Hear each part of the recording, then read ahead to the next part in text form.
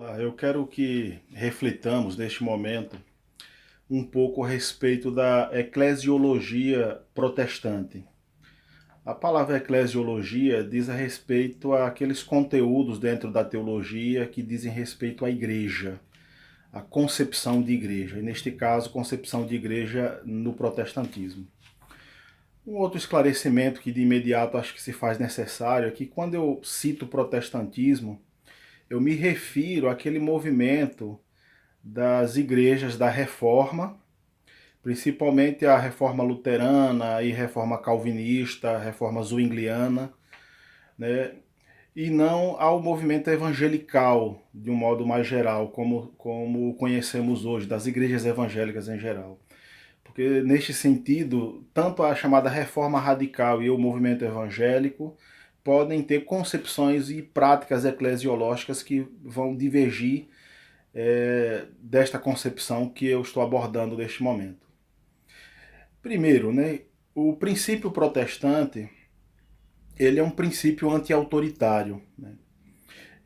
Em razão disso, quando se é contraposto ao princípio católico ou à eclesiologia católica, que sacralizava a própria instituição, que unia na instituição terrena aspectos que o protestantismo depois vai distinguir entre igreja visível e igreja invisível.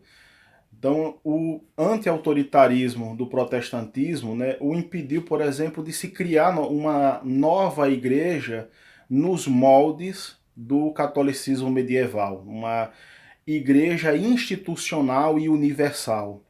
A universalidade da igreja não está em seu caráter institucional para o protestantismo, mas em seu caráter espiritual.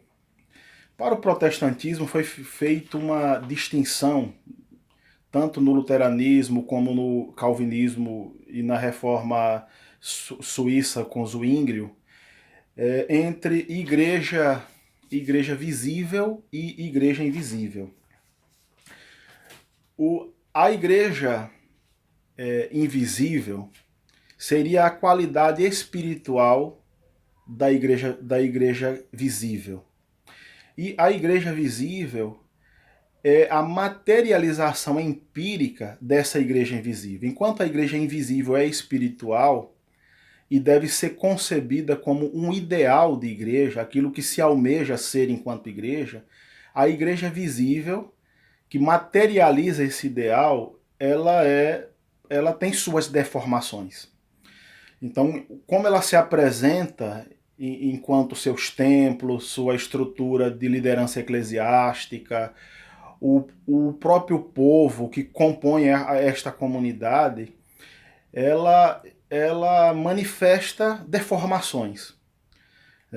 O problema muitas vezes é confundir a igreja invisível como qualidade espiritual e um ideal de igreja, né, e usar isso para ocultar a realidade da igreja visível, que contém todos os tipos de pessoas e que não podem ser separados. Você não pode simplesmente dizer quem faz parte ou não da igreja, porque isso diz respeito somente a Deus.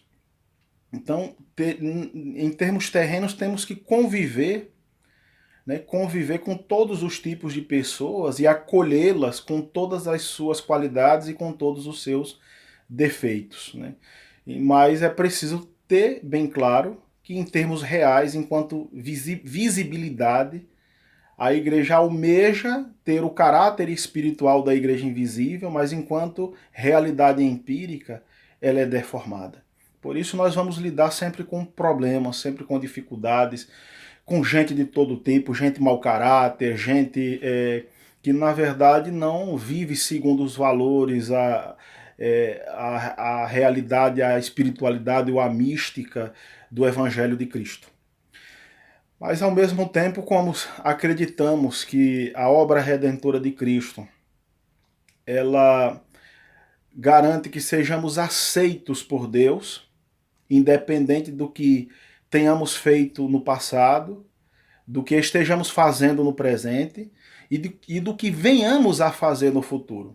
Então a justificação que se dá pela fé, a fé como uma forma de receber, de aceitar essa dádiva divina que vem pela graça, ela nos garante perdão absoluto para erros do passado, do presente e erros a serem cometidos ainda no futuro.